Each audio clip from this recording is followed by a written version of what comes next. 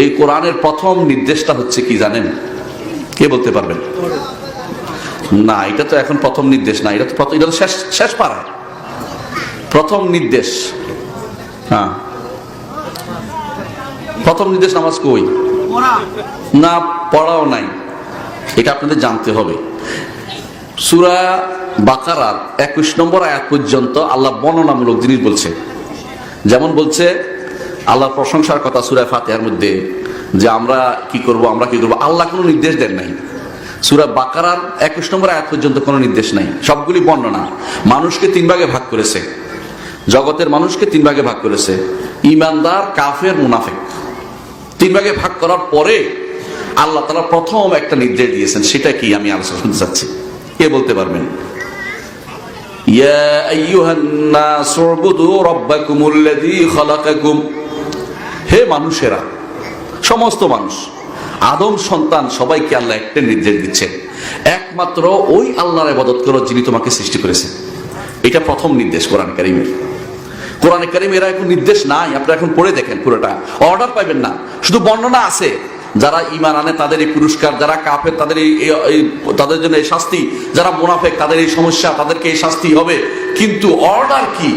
প্রথম অর্ডার হচ্ছে কোরআনে কারীমে, ইয়া আইয়ুহান নাস উবুদু রাব্বাকুমুল্লাযী খালাকাকুম, যে আল্লাহ তোমাদেরকে সৃষ্টি করেছেন সে আল্লাহর, একমাত্র তারই ইবাদত করো। একমাত্র আল্লাহর ইবাদতের জন্য আল্লাহ তাআলা আমাদেরকে সৃষ্টি করেছেন।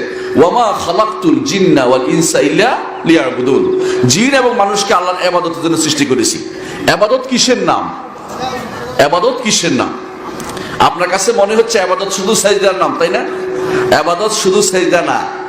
যে যে জিনিসের মধ্যে আপনার অন্তর গেঁথে গেছে, অন্তর লেগে আছে, বের করতে পারছেন না, অন্তর এমন ভাবে কোনো কিছুর সাথে আবিষ্ট হয়ে গেছে, বের করতে পারছেন না, সেই জিনিস আপনার মাবুদ হয়ে গেছে।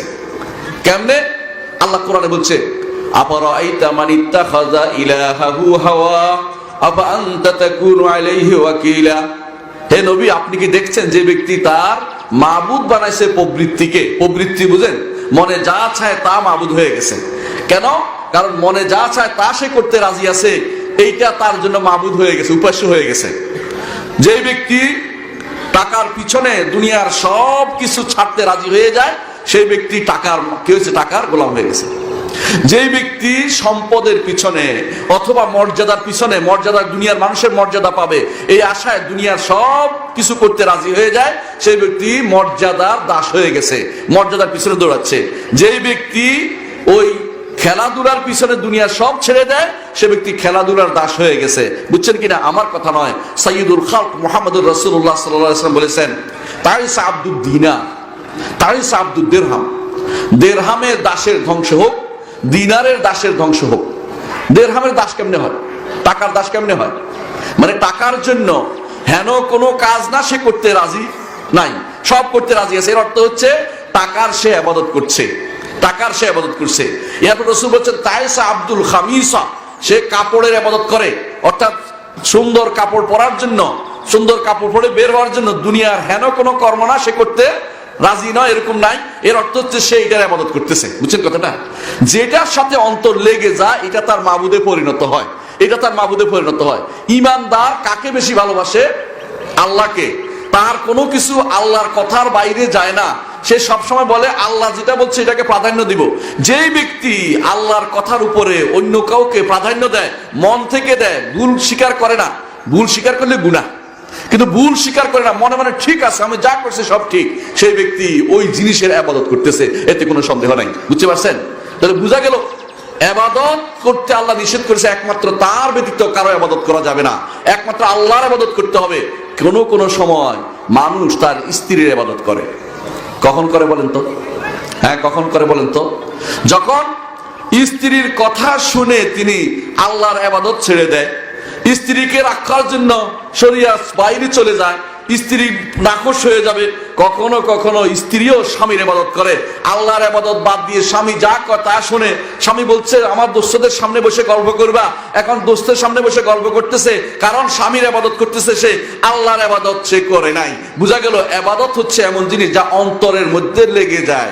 বেশি ভালোবাসে যেটা আল্লাহর চেয়ে বেশি ভালোবাসে, আল্লাহর চেয়ে বেশি যার জন্য বিনয় হয় সে তার ইবাদত করে। দুনিয়ার যে জিনিস হোক না কেন, সেটা সবচেয়ে নিকৃষ্ট জিনিস হইতে পারে, সবচেয়ে নিকৃষ্ট জিনিস হইতে পারে।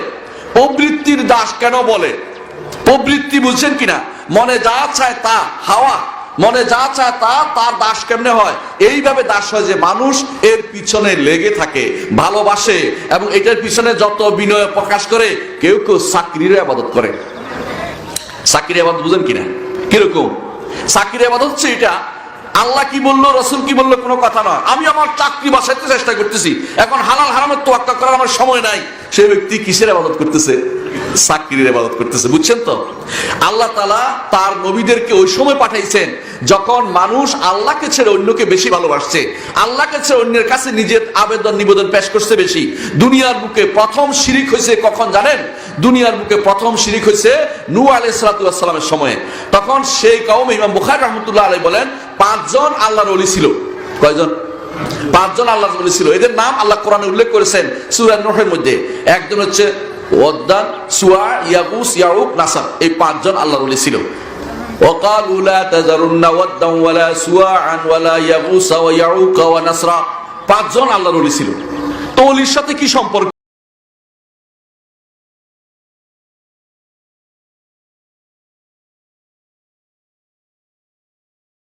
সন্দেহ নাই বাংলাদেশে এরকম ওলি আল্লাহ আছে কিনা বলেন তো? ছিল না? শাহজালাল অথবা অনেক ভালো মানুষ ছিল, আমরা খারাপ বলতে চাচ্ছি না, ওদেরকে ভালো মানুষই ছিল। কিন্তু সমস্যা হচ্ছে অনুসারীরা কি করে শোনেন, এটা বলতে চাচ্ছি। ইমাম বুখারী রাহমাতুল্লাহ আলাইহি বলেন, ইবনে আব্বাস রাদিয়াল্লাহু আনহু বলেন, বুখারী হাদিসে আসছে এরা 5 জন অল্প দিনের মধ্যে মরে গেছে। মানুষ মরে যায়, মরে যাওয়ার পরে তার অনুসারীরা তারা পিছনে চলতো, ওরা খুব দুঃখ পাইছে অন্তরের মধ্যে। দুঃখ পেয়ে একে অপরকে বলতে লাগলো আমরা কি করব, আমাদের হুজুর চলে গেছে, আমরা মনে দুঃখ। শয়তান এসে বলল যে আপনারা বেশি কষ্ট করতে হবে না, তো কি করব? আমি ওনাদের একটা ছবি বানাই আপনাদের সেখানে রাখবো, ওনাদের দেখে দেখে আপনারা ইবাদত করবেন, তো মনে হবে ওনাদের কথা, আপনাদের ওনার কথা স্মরণ করা দরকার। প্রতি বছর একবার স্মরণ করবেন, প্রতিদিন স্মরণ করবেন, স্মরণিকা, বুঝছেন না? স্মরণিকা তৈরি করবে আপনাদের জন্য। বছরে বছরে আপনাদের ওনার দেখে দেখে মনে হবে ভালো কথা। শয়তানের কথা তারা ভালোভাবে নিছে, খাইছে। তো বললো যে সাবধান, তবে আমাদের সামনে দিও না, কারণ আমরা আল্লাহর ইবাদত করতে চাই, আমাদের মসজিদের পিছনে দিবে, এটা পিছনে দিবে, সামনে দিবে না। কয়েকদিন পরে শয়তান এসে বললো, শয়তানের ছবি তুলে পিছনে লাগাই দিল, ছবি বানাইয়া। কয়েকদিন পরে শয়তান এসে বললো আপনারা কত বড় বেয়াদব, চিন্তা করছেন? ওলি আল্লাহ পিছনে, আপনার সামনে। ওলি আল্লাহরে পাশা দিয়ে আপনারা নামাজ পড়েন, কত বড় বেয়াদব আপনারা। ও কথা তো ঠিক বলছে, ওলি আল্লাহরে পিছন দিয়ে কেমনে যায়, ওলি আল্লাহর পিছনে কেমনে নামাজ পড়ি? হ্যাঁ, বুঝছেন না? কোন মাজারে দেখবেন যে কি করে, ওই কবরের দিকে ফিরে উল্টো দিকে হাঁটে, দেখছেন কিনা? হ্যাঁ, আমি নিজে দেখছি, মদিনাতে একবার পাইছি। আমি তো মসজিদ নববীতে চাকরি করতাম এক সময়, রাসূলুল্লাহ সাল্লাল্লাহু আলাইহি ওয়াসাল্লাম কবর শরীফের সামনে চাকরি করতাম। ওখানে দাঁড়িয়ে দেখতাম কেউ শিরিক করে কিনা, ভুল করে কিনা। তো এখন একদিন দেখলাম এক পাকিস্তানি পিছনের দিকে হাঁটতেছে, পিছনের দিকে হাঁটতেছে। কেন? রাসূলের দিকে যদি কোনো পিস দেওয়া হয়, বুঝছে না, এই জন্য পিছনের দিকে হাঁটতেছে সে। তো আমিও দুষ্টমি মনে আসছে, যুবক বয়স, তো বললাম যে এই পিছনে, তো পিছনের দিকে তাকাই ফেলছে, তাকে বলছে আমি শেষ, তোমার যে কারিকুতি সব শেষ হয়ে গেছে। আমার উদ্দেশ্য ছিল তারা যেন ঘুরে যেতে, সেটা যে উদ্দেশ্য যেটা সেটা বাতিল হয়ে যায়। এখন সে খেপে গেছে আমার উপরে, তুমি সব বরবাদ করে দিয়া, উর্দুতে তুমি তো সব বরবাদ করে দিয়েছো, আমার সরকার নাখুশ হয়ে গিয়া, আবার রসুল আমার উপর নাখুশ হয়ে গেছে, বুঝছেন তো? কেন? পিছন দিয়ে ফেলছে এই জন্য। আমি তার বলছি পিছনের দিকে পড়ে যাবে, তো পিছন দিকে ফিরে গেছে, বুঝছেন তো? হঠাৎ করে বলে পিছিয়ে গেছে, মানুষ তো পিছনের দিকে পড়ে যাওয়ার ভয় আছে এই জন্য। তো নূহ আলাইহিস সালাতু ওয়াস সালামের কওমের মধ্যে এরা কিছুদিন পিছনে রাখছে ছবিটা। এখন যখন শয়তান এসে এরপর এসে বললো, ও মিয়ারা তোমরা কত বড় বেয়াদব, ওলি আল্লাহদেরকে পাশা দিয়ে তোমরা এখানে নামাজ পড়তেছো, ও সামনে রাখো। এবারে এরা এসে সামনে রাখছে। পরবর্তী জেনারেশন এসে বুঝছে সামনে কেন রাখছে, নিশ্চয়ই এদের ইবাদত করতো, এরা তো আল্লাহর ওলি ছিল। এখন তাদেরকে কি করতেছে? সিজদা করা আরম্ভ করে দিয়েছে। জগতের বুকে প্রথম শিরিক হয়েছে নূহ আলাইহিস সালামের কওমের মধ্যে। আল্লাহ তাআলা কোরআনে কারীমে এটা উল্লেখ করেছেন, ওয়াকালু লা তাযারুন্না ওয়াদ্দান ওয়ালা সুওয়াআন ওয়ালা ইয়াগুসা ওয়া ইয়াউকা ওয়া নাসরা। কোরআনে কারিমে আল্লাহ তাআলা উল্লেখ করে দিয়েছেন, এটা হাদিসে রাসূল বলে দিয়েছেন যে এরা প্রথম শিরিক করেছে। নূহ আলাইহিস সালাম 950 বছর দাওয়াত দিয়েছেন। 950 বছর। কয় বছর দাওয়াত দিই আমরা? 2 একবার দাওয়াত দিকে আল্লাহ মোহর মেরে দিয়েছে, এটা ঠিক নয়, বলবেন না। বলবেন যে আল্লাহর কাছে দোয়া করি আল্লাহ তাআলা হেদায়েত দেয়, এটা বলেন। কারণ মোহর আমার আপনি কেমনে জানেন? এমন তো হতে পারে শেষ জীবনে হেদায়েত পাইছে, আরো ভালো কাজ করতেছে ইসলামের। সুতরাং কোনোদিন হতাশ হবেন না, আল্লাহ তাকে সঠিক পথ দেখাতে পারে।